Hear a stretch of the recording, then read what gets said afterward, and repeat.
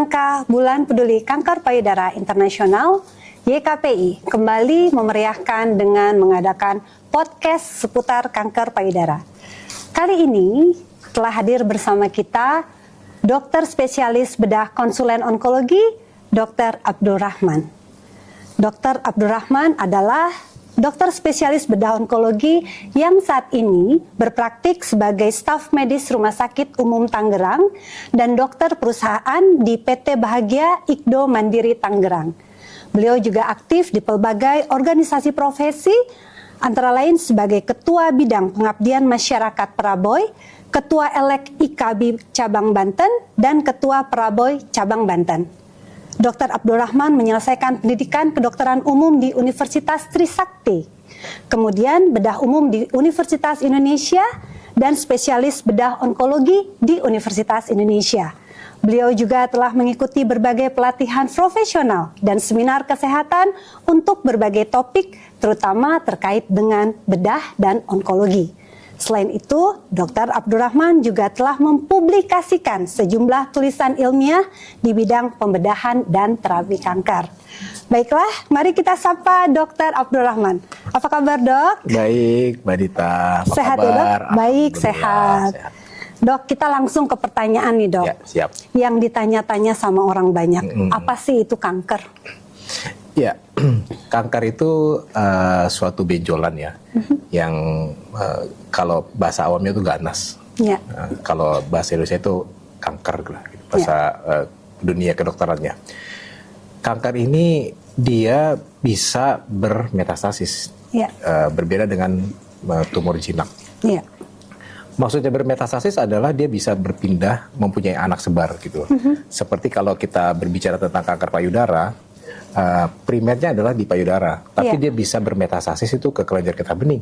Paling banyak itu ke kelenjar getah bening daerah aksila, kemudian itu namanya regional, menjalarnya. Kemudian kalau dia jauh bisa dia ke tulang, paling banyak adalah di tulang belakang ya, vertebra namanya. Atau dia bisa menjalar ke hati, ke paru, dan ke otak. Nah itu yang bisa membedakan secara dasarnya bedanya dengan tumor. Berikutnya adalah dia bisa merusak jaringan sekitarnya. Kalau tumor jinak dia hanya mendorong saja. Contoh misalkan tumor jinak lemak misalkan, itu kan dia punya seperti kapsul gitu ya. Kalau kanker ini nggak punya kapsul, dia pseudokapsul namanya. Kapsul tapi dia semu. Nah itu dia bisa merusak jaringan tuh. Nah kenapa dia bisa terjadi luka atau bisa menyebabkan terjadinya nyeri setelah begitu besarnya gitu. Karena kanker ini juga awal-awalnya tidak akan menimbulkan gejala awalnya gitu. Iya. Jadi Dok, kanker itu kan tidak ada gejala. Itu untuk stadium awal gitu ya, Dok. Tapi mestinya ada yang dapat terlihat ya, Dok. Yang terlihat ciri-cirinya tuh seperti apa tuh, Dok? Ya. Yang harus dipahami, kadang-kadang kan ada yang memberikan suatu informasi seperti kulit jeruk nih. Iya. Kalau di kulit jeruk mau udah telat itu baratnya gitu. Berarti posisinya itu si sel kankernya itu sudah mengenai dari lapisan di bawah kulit ya, dekat epidermis namanya gitu. Nah itu udah telat biasanya. Dan itu pun udah kita katakan udah namanya T4 gitu loh. Nah yang awalnya adalah berubah benjolan aja Bu Nita gitu loh ya. Atau seperti ada misalkan dimpling namanya. Dimpling itu kan karena ada tarikan, karena ada suatu sel yang ganas di payudara. Yang tadi saya katakan bahwa kalau ada sel kanker, dia akan merusak tuh. Nah, pada saat adanya dimpling, dia akan menarik ligamentum namanya. Ligamentum itu kayak apa ya? Kayak tiang lah gitu loh, penyangga. Contoh misalkan gini, satu payudara wanita itu kan berisi lobus. Jadi baik itu payudaranya kecil, sedang, besar, itu sama lobusnya 15-20. Nah setiap lobus itu terdiri dari 40-60 lobulus. Nah setiap lobus ini kan dia harus ada penggantungnya. Nah itu ligamentum itulah gitu loh. Nah pada saat ada kanker atau sel ganas yang menyebabkan terjadinya infiltrasi atau merusak jaringan situ, dia tertarik. Nah baru seperti ada terlihat secara klinisnya itu kayak tertarik, kayak dimpling. Jadi kayak lesung pipit lah kalau di pipi, kalau misalkan di payudara namanya dimpling itu loh. Nah, itu yang paling terlihat. Atau memang nggak ada gejalanya, cuma hanya berupa benjolan saja gitu loh. Atau misalkan ada kelenjar getah bening di ketiak. Tapi bukan berarti ada kelenjar getah bening di ketiak itu pasti suatu kanker, belum tentu gitu. Bisa saja merupakan suatu infeksi gitu loh. Nah, yang paling penting adalah ada atau tidaknya benjolan itu dulu gitu. Kecuali memang namanya unpalpable gitu. Jadi tidak teraba oleh klinis, hanya ditemukan pada saat kita melakukan pemeriksaan imaging misalkan, baik itu dengan USG maupun dengan mamografi bahkan dengan MRI. Nah, tadi dokter menyinggung masalah pemeriksaan USG payudara atau mamografi gitu ya, Dok. Kalau USG payudara itu ada nggak sih, Dok, misalnya untuk usia sekian dilakukannya USG payudara atau usia sekian, kan tentunya tidak banyak juga orang tahu. Orang mungkin apakah cukup nih dengan USG payudara saja atau USG langsung USG atau pemeriksaan mamografi begitu, Dok? Ya. Jadi kita berbicaranya dulu apakah ini sebagai alat diagnostik atau sebagai alat screening nih. Kalau kita berbicara tentang screening, yang paling baik adalah mamografi. Dalam arti kata baiknya itu termasuk dalam sensitivitasnya dan biayanya nih gitu loh. Tapi kelemahannya adalah dia mempunyai false positif yang kurang lebih sekitar 20% tuh gitu loh. Atau mungkin tidak terasa nyaman nih buat wanita-wanita yang merasa dipencet loh seperti itu. Padahal sih nggak juga gitu loh ya. Tapi jujur aja saya nggak tahu nih, karena kan saya nggak punya payudara gitu. Jadi rata-rata bilang, dok nyeri dok gitu loh. Apakah ada selain dari mamografi? Ada, namanya MRI. Cuman kan MRI tidak rutin dilakukan, hanya insiden aja. Kira-kira yang secara imaging baik itu dari mamografi atau USG kayaknya ini mengaburkan, baru kita lanjutkan dengan MRI gitu loh. Nah, kemudian USG bisa nggak untuk screening? Screening untuk nggak bisa gitu. Kalau screening itu kan seperti gini, dia tidak ada gejala, dia tidak ada benjolan, tapi berupa hanya titik-titik aja, namanya mikroklasifikasi gitu loh. Nah itu terlihat pada mamografi. Dan MRI juga kelihatan sih, tapi kalau misalkan USG nggak kelihatan gitu loh. Tetapi menurut penelitian beberapa studi, mamografi ditambahkan dengan USG itu meningkatkan angka akuratnya untuk diagnosis gitu loh. Contoh misalkan gini, wanita yang dilakukan mamografi, curiga kankernya misalkan ya 60%, ditambahkan dengan USG menjadi 80%. Nah itu makanya disarankan untuk melakukan pemeriksaan mamografi ditambahkan dengan USG. Apalagi wanita-wanita di atas umur 35 atau 40 tahun. Karena apa sih nggak boleh mamografi di bawah umur 35? Kalau American Cancer Society itu kan memberikan rekomendasi itu di atas 40 atau 40. Itu mungkin di luar negeri ya, di Amerika kan, mohon maaf, payudara di luar kan besar-besar nih. Kalau di kita kan belum tentu. Nah berhubungan dengan densitas gitu loh. Ada yang namanya densitas A, B, C, dan D gitu loh. Kalau A itu sama B itu aman lah gitu loh. Nah yang kalau D ini hati-hati. Dalam arti kata dia lebih padat. Nah pada wanita yang masih di bawah umur 30 atau 35 ke bawah, dia masih padat tuh. Pada saat dilakukan mamografi, ditakutkan bahwa ada sesuatu nih. Kemudian dilakukan tindakan misalkan, ternyata hasilnya nggak ada apa-apa gitu loh. Nah itu kan namanya kan over treatment sih gitu loh menurut saya gitu loh. Kemudian kalau misalkan USG boleh nggak di atas umur 40? Ya USG nggak ada masalah, mau dari umur 2 tahun pun, mau sampai umur berapa pun silahkan gitu. Cuman kalau untuk screening itu tidak dianjurkan memang gitu loh. Terutama dia mendeteksi untuk pasien-pasien yang ada misalkan ada kista gitu loh. Nah kemudian dia juga untuk kita sebagai guiding sih untuk kita melakukan USG gitu. Melakukan core biopsi gitu. Nah ini kan ada ini ya dok ya, yang bisa kita lakukan di rumah tentunya sebagai pencegahan dini, namanya deteksi dini kanker payudara Sadari.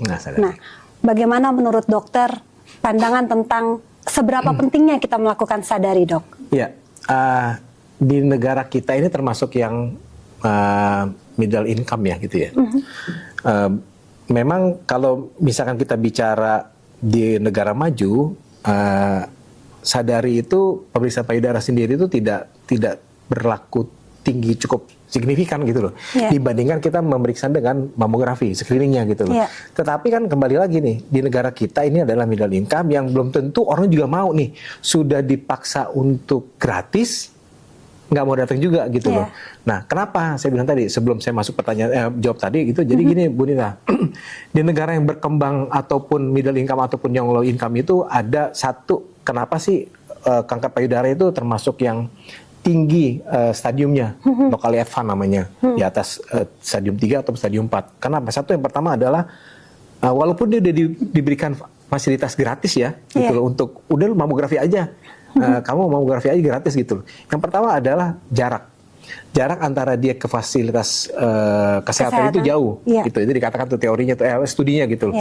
Kemudian yang kedua adalah edukasi, buat tingkat pendidikannya gitu loh. Kalau misalkan dia tingkat pendidikannya mohon maaf agak nggak terlalu tinggi, akhirnya ya dia nggak mau gitu loh. Ya susah untuk mencernanya gitu loh. Yang ketiga adalah dia tidak terlalu mengatakan bahwa itu penting untuk pemeriksaan itu.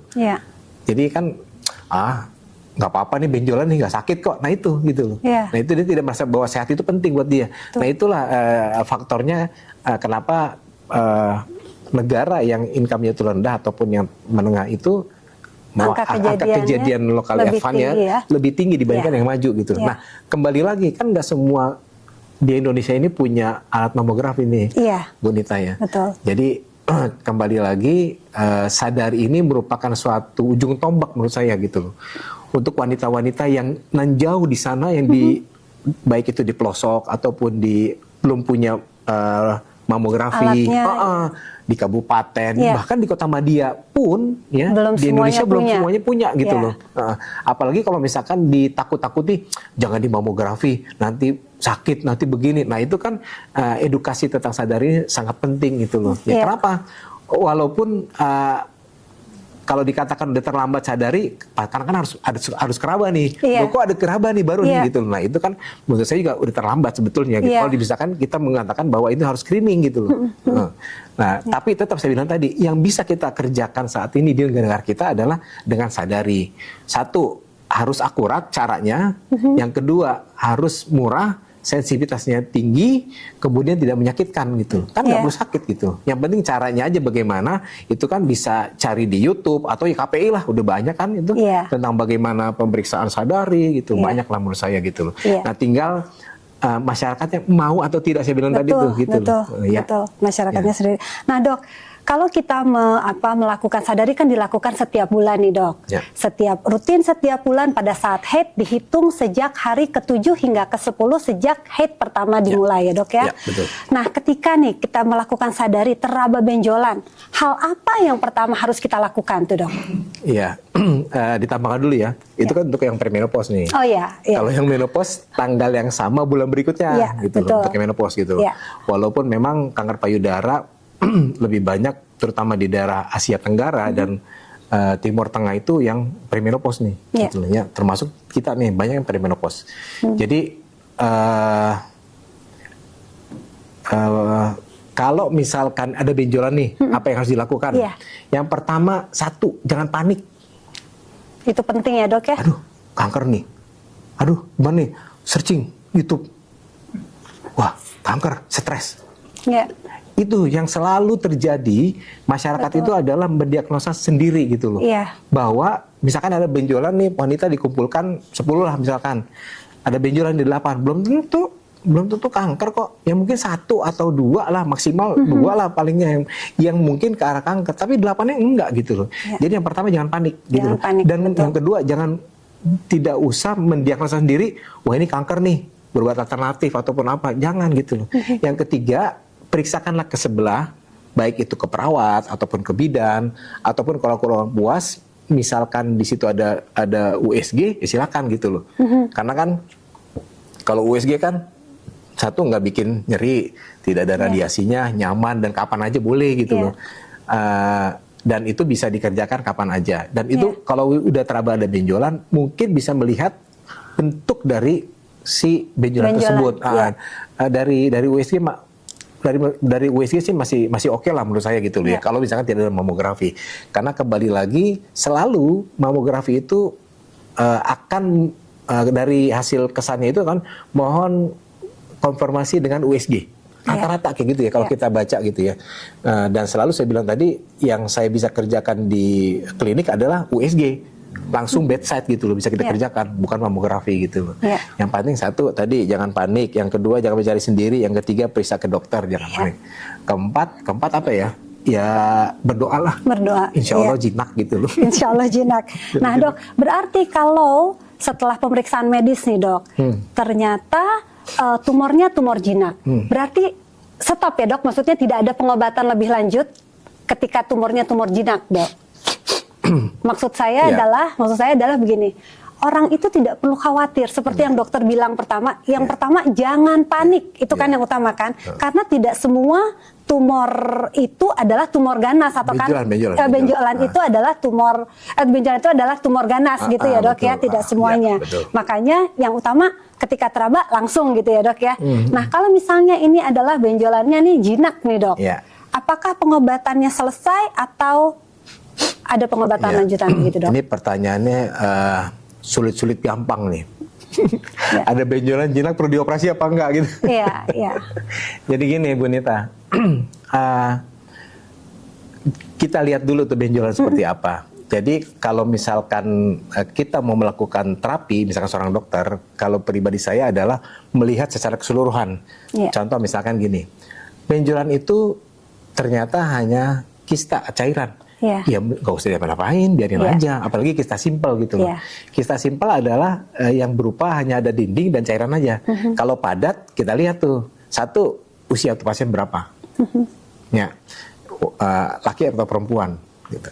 Yang kedua usianya, yang ketiga lihat faktor risiko. Faktor risiko. Faktor risikonya itu apa? Apakah si pasien ini yang terkena benjolan ini punya riwayat cukup kental dengan erat, maksudnya dengan kanker. Contoh misalkan ibunya kena, kemudian bapaknya mungkin ada juga, ataupun tantenya atau bibinya atau kakaknya, itu kan mempengaruhi seorang dokter untuk memutuskan apakah perlu dilakukan tindakan atau tidak.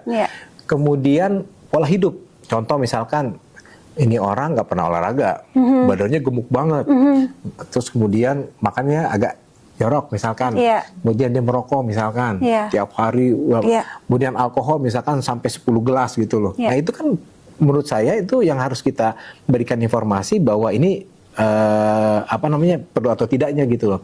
Tapi kembali lagi kalau saya pribadi bahwa pentingnya adalah kita mempertajam diagnosis kita sebelum kita melakukan tindakan. Contohnya dengan apa itu? Tadi tuh dari faktor risiko sama ngelihat dari imaging tadi. Perlu nggak kita melakukan tindakan itu? Contoh misalkan nih usia 20 atau usia 19 tahun, benjolannya 2 cm.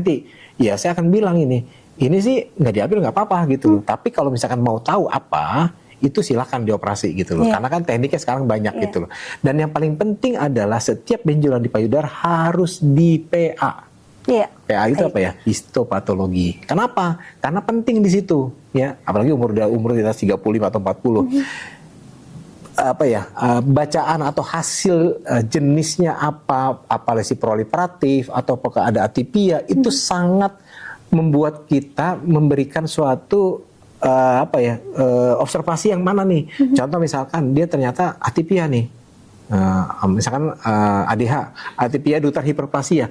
Nah itu kan punya faktor resiko terjadinya kanker kemudian hari, walaupun nggak banyak nih misalkan. Tapi kembali lagi dilihat nih riwayat si ibunya gimana nih, keluarganya, faktor resikonya, yang lainnya gitu ya. Nah itu kita akan memberikan suatu observasi yang lebih ketat nih. Contoh misalkan, Bu, kontrol wajib 6 bulan ya, atau 4 bulan ya, atau 1 tahun ya. Itu kan tergantung dari hasil tersebut gitu. Jadi jangan sampai nggak di PA, jinak kok, belum tentu jinak gitu. Walaupun namanya lesi proliferatif. Apalagi misalkan hasilnya tadi ADH misalkan. Tapi ibunya itu terkena kanker payudara pada usia muda. Nah itu tinggi tuh. Resiko tinggi gitu. Nah itu pentingnya kan gitu. Jadi bukan hanya sekedar udah nih biarin aja, udah nih dioperasi lah. Butuh suatu pengetahuan yang luas untuk menilai apakah ini perlu atau tidaknya. Pemeriksaan lebih lanjut lah ya dok. Kalau soal tindakan mah ya nggak masalah lah, misalkan mau diambil pakai dibuka atau ditutup pakai VABB sekarang gitu, bagi saya sih nggak masalah gitu. Tapi yang penting adalah pasien harus tahu indikasi untuk diambilnya itu rencananya mau apa gitu loh. Ya. Nah, Dok, kebetulan saya di YKPI itu sebagai pengelola hotline YKPI ini, Dok. Dari pertanyaan-pertanyaan, banyaknya pertanyaan yang masuk ke hotline itu, wanita yang sudah teraba ada benjolan di payudaranya, yang pertama yang mereka tanyakan adalah, nanti kalau periksa ke dokter, diketahui ini kanker, harus mastek nggak? Jadi mereka tuh takut, apalagi kalau yang usia muda belum menikah gitu, Dok. Nah, sekarang pertanyaan terkait hal itu, Dok.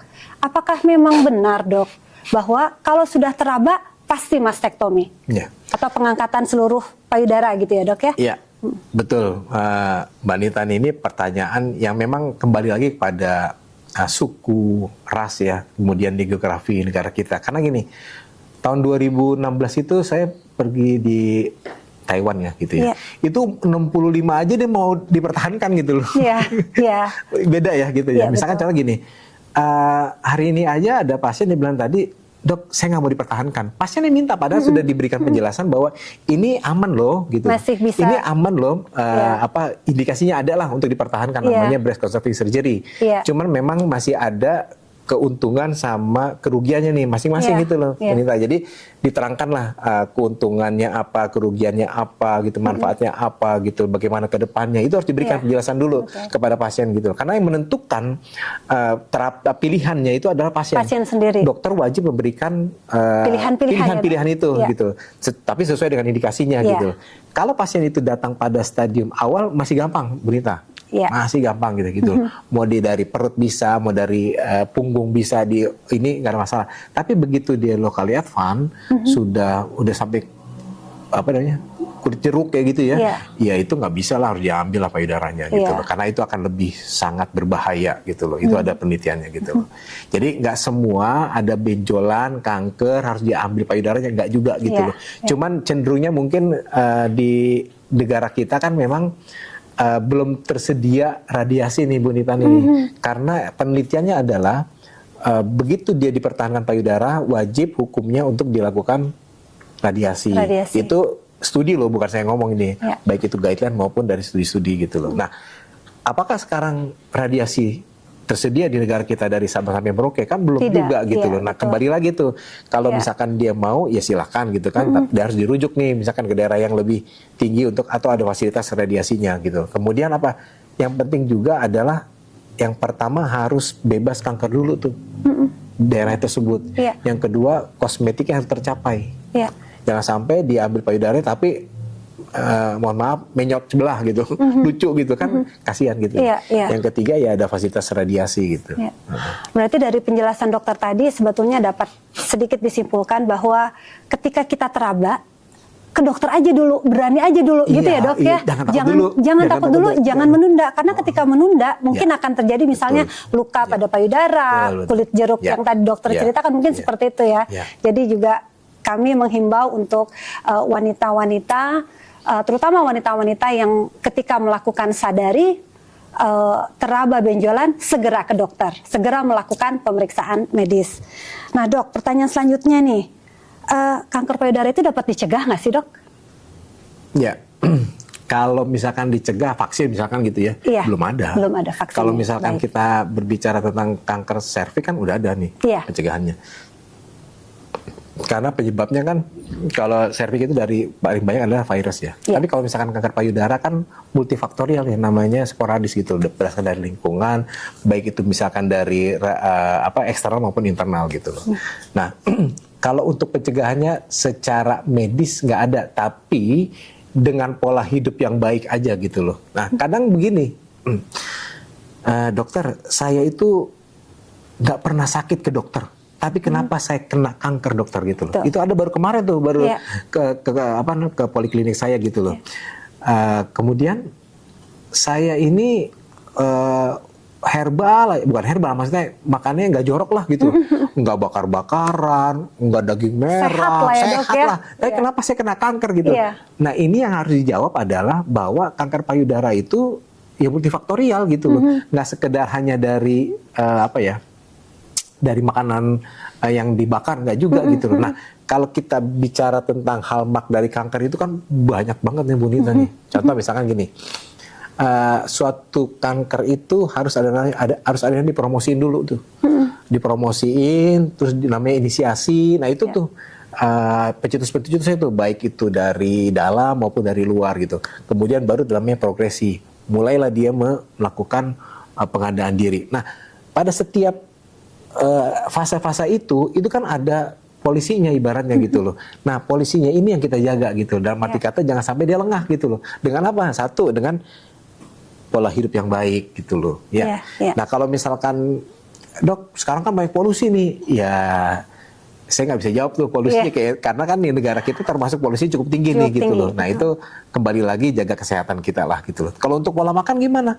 Ya pola makan ya makan yang baik lah gitu. Jangan lupa sayur, buah, olahraga yang baik gitu loh. Tapi jangan terpaku bahwa saya udah makan baik pasti sehat dan nggak kena kanker, belum tentu. Kenapa? Nomor satu yang paling resiko adalah ada namanya resiko sangat tinggi. Ada risiko yang sedang, ada rendah gitu. Yang tinggi ini kan wanita. Semakin dia usia, semakin tinggi, ada benjolan makin terjadinya kanker makin tinggi gitu loh. Contoh misalkan nih, di Amerika Serikat paling tingginya adalah di usia umur 70 tahun. Ternyata kalau di ada usia benjolan, 70 tahun ya, iya, 70 tahun itu paling tinggi tuh di Amerika dia bilang. Tapi kalau di Indonesia kan antara 65 sampai 55 sampai 65 lah, paling tinggi adalah 60-an gitu loh. Jadi semakin tinggi usianya dan wanita mempunyai risiko kanker payudara itu memang lebih tinggi dibandingkan usia di 30 tahun. Mungkin Bu Dita nanya, kenapa kayak begitu? Kenapa ya? Ya kembali lagi bahwa ada yang namanya faktor hormon di situ. Paling banyak kan kanker payudara karena hormon gitu loh. Karena hormon dalam arti kata estrogen dan progesteron nih. Bagaimana itu sampai terpaparnya? Karena begini juga nih. Kenapa sih wanita yang menikah kok masih kena kanker payudara? Ternyata memang kalau misalkan wanita itu kanker payudara, wanita itu menikah. Ya, ini kita bicara yang menikah nih, bukan yang tidak menikah. Kalau yang tidak menikah itu memang studinya lebih tinggi gitu loh. Ini kalau yang menikah nih, ya karena bukti nyatanya adalah menikah punya anak kok kankernya tinggi juga nih.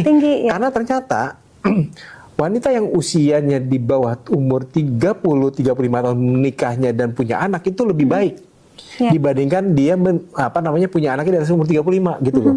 Dan wanita yang mempunyai anak lebih dari 2-3 itu lebih baik dibandingkan yang lebih baik dibandingkan yang punya anaknya lebih dikit gitu loh. Kenapa? Dia untuk merepairnya itu lebih sedikit, lebih jaraknya gitu loh. Contoh gini, wanita menikah kemudian dia punya anak usianya taruhlah umur 35 tahun atau 30 tahun lah. Pada saat dia melahirkan itu kan nanti estrogen akan bekerja lagi tuh. Nah, itu kan terjadi namanya diferensiasi sel payudara. Diferensiasi itu adalah bagaimana sel payudara itu dia akan beradaptasi dengan lingkungan tersebut, dia akan berfungsi sesuai dengan fungsinya. Contoh sel payudara nih, dia akan berfungsi. Nah, pada saat itu kan terjadi namanya diferensiasi. Nah, kalau misalkan itu repairnya lama, bisa terjadi kesalahan lebih panjang. Pada saat dia hamil lagi kan berhenti tuh hormonnya tuh, dia akan cepat lagi tuh. Nah itulah studinya begitu. Tapi kalau misalkan di atas 3 atau 4 anaknya itu studinya memang ada bahwa dia lebih baik gitu dibandingkan yang cuma hanya 1 atau 2 gitu loh. Jadi jangan batu saya kan punya anak nggak mungkin akan kanker payudara, ya nggak juga gitu. Kembali lagi tuh faktornya banyak deh gitu. Yang jelas kita semua wanita beresiko bisa dikatakan. Pertama wanita dulu. Iya, pertama wanita. Walaupun laki-laki ada juga ya, gitu loh, tapi kecil gitu ya. Wanita itu dulu. Yang kedua usia. Di segala umur gitu, maksudnya tetap beresiko gitu kan dok ya, punya resiko untuk terdiagnosa kanker payudara gitu. Iya, pertama wanita dulu nih. Yang kedua usia, wanita. Semakin usianya tinggi, semakin punya resiko gitu loh. Dok, ada nggak umur muda? Ada, umur saya dapat umur 22. Iya. Walaupun itu hanya cuma sekitar nggak sampai 5%, 4% lah. Tapi kan ada seperti itu gitu loh. Hal ini juga yang belum banyak diketahui dok, karena banyak orang yang menghubungi hotline nih dok. Saya kan udah menopause, kok terkena kanker payudara begitu. Justru seperti penjelasan dokter tadi ya dok, bahwa semakin tinggi bukan berarti resiko kita berkurang gitu ya dok, karena pengaruh estrogen tadi ya dok ya. Betul. Ya itu. Ya terutama untuk wanita-wanita yang sudah menopause itu satu dijaga ininya berat badan. Oh, itu yang sulit Iya, kayaknya, karena berat badan sama makanan lemak ya. Karena itu mempunyai faktor hormonnya itu akan lebih banyak gitu loh. Dia kan udah menopause dia gitu. Iya. Dok, tadi dokter sempat menyinggung pengobatan alternatif. Apa sih pandangan dokter nih dok terkait pengobatan alternatif? Karena banyak juga dok yang karena takut melakukan pengobatan medis, takut di mastektomi, akhirnya memilih pengobatan alternatif dulu deh. Bagaimana tuh dok pandangan dokter terkait hal itu? Iya, agak miris dan sedih juga sih sebenarnya Bu Nita ya. Seorang wanita yang tadinya hanya benjolnya cuma 2 cm atau 1 cm, kemudian dia pergi ke alternatif, akhirnya dia datang dengan begitu lukanya gitu, dan kadang-kadang dia udah dipakai kursi roda gitu. Nah, pengobatan alternatif ini sebenarnya di dunia nggak ada. Kalau pengobatan komplementer, iya. Jadi kan pengobatan itu ada 2 tuh. Satu namanya konvensional, satu lagi namanya pengobatan komplementer. Nah, komplementer ini sifatnya adalah kayak tambahan gitu loh. Kayak kita ke hotel ada namanya aqua komplementer ya kan, gitu kan tambahan. Nah, yang komplementer ini termasuk obat herbal.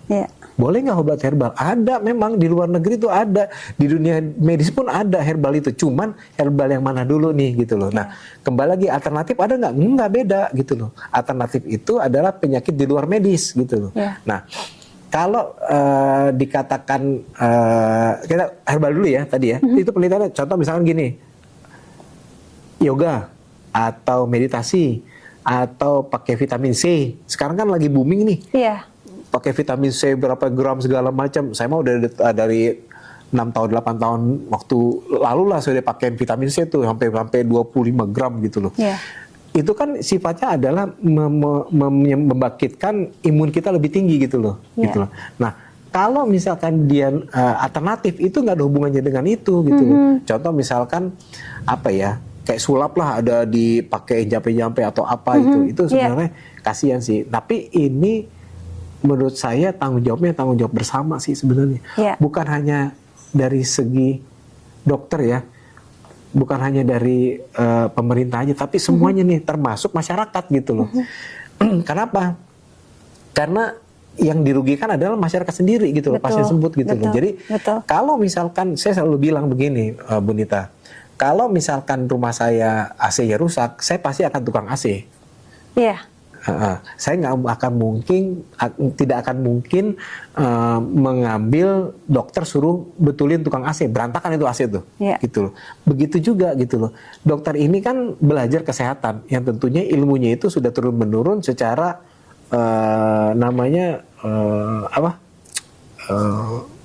studi empiris lah gitu ya. Jadi udah terbukti secara ilmiah dan diterima oleh seluruh dunia bahwa ini benar gitu loh penelitiannya. Nah, kalau di alternatif itu kan bukannya studi empiris tapi sebagai secara testimoni aja gitu loh. Tapi kalau yang herbal atau komplementer itu ada empirisnya tuh, betul tuh sama tuh. Tapi kalau alternatif enggak gitu loh. Nah, kembali lagi kalau alternatif saya bilang tadi merupakan suatu tanggung jawab kita bersama karena di situ masyarakat ada yang bertanggung jawab gitu loh, menurut saya.